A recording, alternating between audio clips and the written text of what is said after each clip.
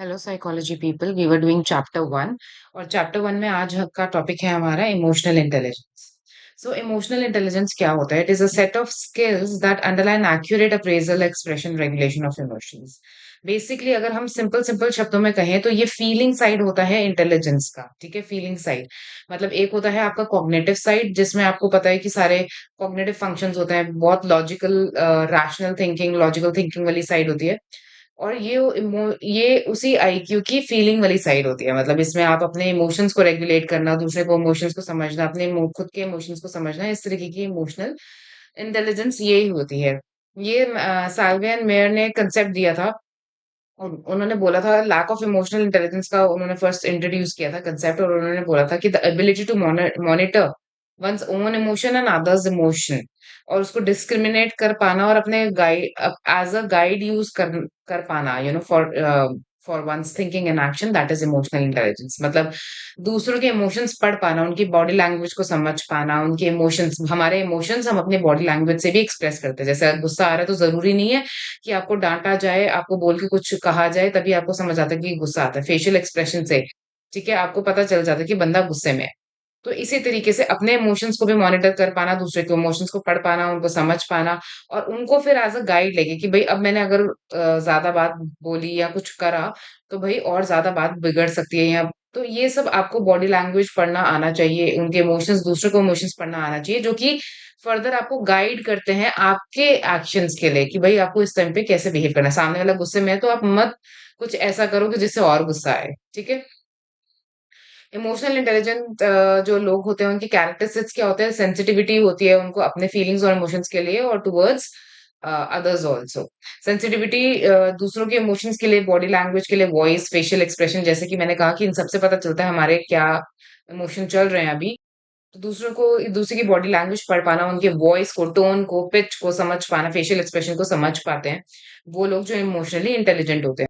Decision making करते वक़्त भी आप थोड़ा बहुत इमोशंस का आपको इस्तेमाल करना चाहिए कि आप कुछ किसी को कम से कम हर्ट करो, या फिर जो आप प्रॉब्लम सॉल्विंग अगर कुछ कर रहे हो, तो प्रॉब्लम सॉल्विंग में ये नहीं कि मेरा काम हो जाए, बाकी दुनिया जाए भाड़ में, बाकी किसी को जो भी नुकसान होता है होता रहे, ऐसे नहीं होना चाहिए।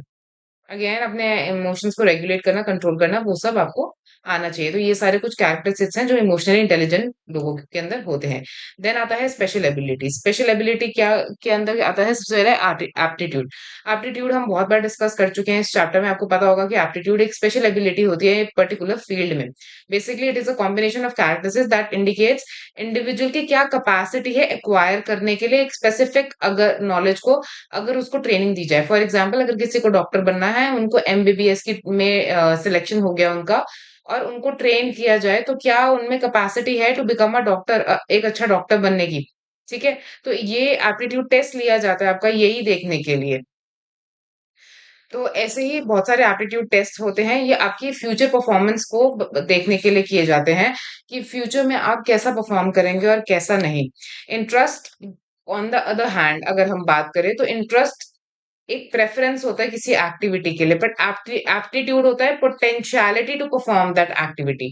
ठीक है, इंटरेस्ट होता है किसी चीज में आपका इंटरेस्ट है, मान लो आप बहुत अच्छे पेंटर बनना चाहते हो, ठीक है, आपका पेंटिंग में बहुत अच्छा इंटरेस्ट है, लेकिन आपके ब्रश स्ट्रोक ठीक से नहीं होते हैं, आप ठीक से ड्रॉ नहीं कर पाते हो, पेंटिंग तो बहुत दूर की बात है, तो आप में इंटरेस्ट तो है, लेकिन पोटेंशियलिटी नहीं है उसको परफॉर्म करने की, ठीक है? और वहीं पे ऐसा हो सकता है कि आप बहुत अच्छी ड्राइंग करते हो, लेकिन you don't want to be a painter, you don't like painting much, ठीक है? ऑल्दो आपका फाइन मोटर स्किल्स बहुत अच्छे हैं, आप बहुत अच्छे से समझते हो रंगों को, कलर कॉम्बिनेशंस को, और you can draw nicely, but आपको इंटरेस्ट नहीं है उसमें इतना, तो ऐसा भी हो सकता है। देन हमारे पास एप्टीट्यूड टेस्ट जो होते हैं दो तरीके के होते हैं, इंडिपेंडेंट जिसको स्पेशलाइज्ड भी बोलते हैं, और मल्टीपल जिसको जनरलाइज्ड एप्टीट्यूड टेस्ट भी बोलते हैं। स्पेशलाइज्ड एप्टीट्यूड नाम से ही पता चल रहा है, मतलब ये इंडिपेंडेंट टेस्ट होते हैं किसी एक चीज को मेजर करने के लिए, सिंगल एरिया में फंक्शन करता है। फॉर एग्जाम्पल अगर मुझे आपकी न्यूमेरिकल एबिलिटी देखनी है, या मेरे को आपकी टाइपिंग स्पीड, जैसे जॉब्स पे टाइपिंग स्पीड देखी जाती है, तो अगर टाइपिंग स्पीड मेरे को आपको देखनी है, तो मैं टाइपिंग स्पीड का ही टेस्ट लूँगी, स्पेशलाइज़्ड टेस्ट लूँगी जो कि टाइपिंग स्पीड को ही चेक करने के लिए बना है। वहीं ऑन द अदर हैंड यहाँ पे टेस्ट ऑफ बैटरीज होती है। बैटरीज मैंने आपको बताया था, बैटरीज हम कब बोलते हैं जिसके अंदर छोटे छोटे थोड़े थोड़े मतलब 7-8 सब टेस्ट होते हैं। ठीक है, सब टेस्ट जिसके अंदर सब टेस्ट होते हैं, मतलब बहुत सारे मल्टीपल टेस्ट को बना के एक बैटरी ऑफ टेस्ट बोला जाता है। ये सेपरेट एरियाज के लिए होते हैं, मल्टीपल एरियाज इसमें आप पिक कर सकते हो। ठीक है, ये कुछ एग्जांपल्स हैं, जैसे डीएटी, जीएटीबी, डिफरेंशियल एप्टीट्यूड टेस्ट है, जनरल एप्टीट्यूड टेस्ट है, जो कि बैटरी ऑफ टेस्ट है। तो इसका मतलब इसके अंदर बहुत सारे छोटे छोटे टेस्ट आते होंगे। तो इस तरीके से एप्टीट्यूड टेस्ट दो पार्ट्स में डिवाइडेड होते हैं। अब आते हैं क्रिएटिविटी और इंटेलिजेंस पे। क्रिएटिविटी क्या होती है? प्रोड्यूस करना आइडियाज, ऑब्जेक्ट्स, प्रॉब्लम का जो नई प्रॉब्लम्स है उनका सोल्यूशन ढूंढना।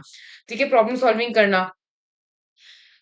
टर्मन ने एक लुइस टर्मन थे ये, और इन्होंने 1920 में ये फाइंड आउट किया था अपने रिसर्च के थ्रू कि जिनका हाई आईक्यू है, ये जरूरी नहीं है कि वो क्रिएटिव ही हो। ठीक है, सो क्रिएटिविटी, सेम पर्सन, ऐसा हो सकता है कि एक ही पर्सन जो इंटेलिजेंट है बट वो क्रिएटिव नहीं है। इंटेलिजेंट होने का मतलब, हाई आईक्यू होने का मतलब, मान लो जैसे हमने पढ़ा था ना आईक्यू चार्ट में भी, कि अगर किसी का 130 आईक्यू है तो वो सुपीरियर में आते हैं। तो ठीक है, उनका आईक्यू सुपीरियर है, that is good. But intelligence का हाई आईक्यू होना डजंट मीन कि ये इंश्योर नहीं करता कि वो क्रिएटिविटी भी हाई है। अगर आपको याद हो तो हमने ये बात भी पढ़ी थी कि आईक्यू टेस्ट का एक ड्रॉबैक, मतलब ये भी है कि वो आपकी क्रिएटिविटी, मिसयूज ऑफ इंटेलिजेंस में आईक्यू टेस्ट में आपने पढ़ा था कि क्रिएटिविटी को आपकी मेजर नहीं करते आईक्यू टेस्ट। ठीक है, वो थोड़े थियोरेटिकल ज्यादा होते हैं, मतलब आपकी नॉलेज अदरवाइज जो टेस्ट करते हैं। ठीक है, इस जैसे स्कूलिंग में या एजुकेशन में जो भी आपने सीखा पढ़ा, लेकिन वो ये नहीं बताते कि आप क्रिएटिविटी पे हाई हो कि नहीं। हो सकता है अब जो एमएफ हुसैन है, पेंटर है जो, ठीक है, या पिकासो थे, एमएफ हुसैन थे, अब ये पेंटिंग में इतने एक्स्ट्रा ऑर्डिनरी हाई हैं, ठीक है, इनका क्रिएटिविटी लेवल इतना हाई है, लेकिन जरूरी नहीं है कि ये इंटेलिजेंस भी, उनका आईक्यू भी हाई हो। ठीक है, तो high IQ doesn't guarantee high creativity, this is what they are trying to say. कुछ क्रिएटिविटी टेस्ट भी हो सकते हैं। अब क्रिएटिविटी टेस्ट और इंटेलिजेंस टेस्ट में क्या डिफरेंस है? क्रिएटिविटी जो टेस्ट होते हैं उनके ओपन एंडेड और नॉन स्पेसिफिक आंसर होते हैं। ऑब्वियसली अगर आपको क्रिएटिविटी दिखानी है तो उसमें कोई क्रिएटिविटी का कोई एक फिक्स्ड आंसर तो हो नहीं सकता। जबकि इंटेलिजेंस टेस्ट में क्या होता है, एक एक फिक्स आंसर होता है। अगर वो आंसर नहीं है देन आपको 0 मार्क्स मिलेंगे, रॉन्ग हो जाएगा वो, राइट? मेनी प्रॉब्लम हो सकते हैं ऑब्वियसली क्रिएटिविटी टेस्ट में, एक प्रॉब्लम को सॉल्व करने के, तभी तो क्रिएटिविटी नज़र आएगी जब एक एक प्रॉब्लम को सॉल्व करने के बहुत से तरीके होंगे। इसमें राइट और रॉन्ग ही होता है बस, ठीक है? सिंगल सॉल्यूशन होता है। यहाँ पे क्रिएटिविटी में डाइवर्जेंट थिंकिंग यूज होती है। डाइवर्जेंट थिंकिंग मतलब कि बहुत दिशाओं में आप सोच सकते हो, डाइवर्सिफाई थिंकिंग करते हो। यहाँ पे कन्वर्जेंट थिंकिंग होती है, एक सीधा आंसर या तो यस है या तो नो है, सिंपल सी बात है। तो एक फिक्स्ड, आप इसमें ज्यादा दिमाग लगाने की बात नहीं है। अब इंडिया की कैपिटल न्यू दिल्ली है तो है, ठीक है, या तो आप इसका आंसर सही दोगे या तो गलत दो। तो इसमें कुछ क्रिएटिविटी नहीं है। फिर आता है कि assess ability to produce variety of ideas, यहाँ पे प्रोड्यूस कर सकते हो। ठीक है, न्यू न्यू कॉन्टेक्स्ट कर सकते हो, बट यहाँ पे ऐसा कुछ नहीं है। ठीक है, यहाँ पे आपकी मेमोरी की टेस्टिंग होगी, जो भी पढ़ा था कितना याद है कितना नहीं याद है, लॉजिकल रीजनिंग की टेस्टिंग हो जाएगी। ठीक है, परसेप्चुअल एबिलिटी, कि आप ठीक से परसीव भी कर पा रहे हो चीजों को कि नहीं कर पा रहे हो, वो सब टेस्टिंग होगी। यहाँ पे फ्रीडम होती है क्रिएटिविटी टेस्ट में, अपने आप को एक्सप्रेस करने की, अपनी इमेजिनेशन को एक्सप्रेस करने की in original ways. Whereas intelligence में ऐसा कुछ नहीं होता, वहां पे बहुत लिटिल स्कोप होता है स्पॉन्टेनिटी का या ओरिजिनलिटी का। अब वही बात है कि इंडिया की न्यू दिल्ली अगर कैपिटल है तो है, उसमें आप क्या ही स्पॉन्टेनिटी ओरिजिनलिटी दिखा लोगे, क्या इमेजिनेशन दिखाओगे? ठीक है, सो आईक्यू टेस्टिंग और क्रिएटिव टेस्टिंग में ये डिफरेंस होता है। देन क्रिएटिव इंटेलिजेंस के कुछ फेमस साइकोलॉजिस्ट के नाम हैं जो आप याद कर सकते हैं, जो एसोसिएटेड है क्रिएटिव टेस्ट से। ईच टेस्ट, जो भी इन्होंने टेस्ट बनाए हैं क्रिएटिविटी के, वो स्टैंडर्डाइज्ड है, मतलब प्रॉपर रिसर्च करके उनको स्टैंडर्डाइज किया गया है। उनके कंप्लीट मैनुअल्स हैं जिसमें सारी इंस्ट्रक्शंस हैं। मैनुअल्स में क्या होता है, इंस्ट्रक्शंस होता है, स्कोरिंग कैसे करनी है वो लिखा होता है, इंस्ट्रक्शन लिखी होती है कि कैसे कंडक्ट करना है, और उस जो रिजल्ट आएगा उसको कैसे इंटरप्रिटेट करना है, किस किस स्कोर का क्या मतलब है। जैसे हम आईक्यू में बोल रहे थे ना कि किसी का आईक्यू अगर 90 से 110 है तो मतलब एवरेज आईक्यू है, तो ये स्कोर की इंटरप्रिटेशन ही तो है। तो ऐसे इसमें भी आपको इंटरप्रिटेशन गाइड दी होती है कि अगर क्या स्कोर आया तो उसकी इंटरप्रिटेशन क्या है। करेक्ट, इसी के साथ आपका ये चैप्टर खत्म होता है। आई होप दैट आपको ये चैप्टर समझ आया हो। अगर समझ आया है तो do give me a thumbs up and let me know in the comment section how was it for you, and I will see you in the next chapter now. Thank you, bye. Keep learning, keep revising.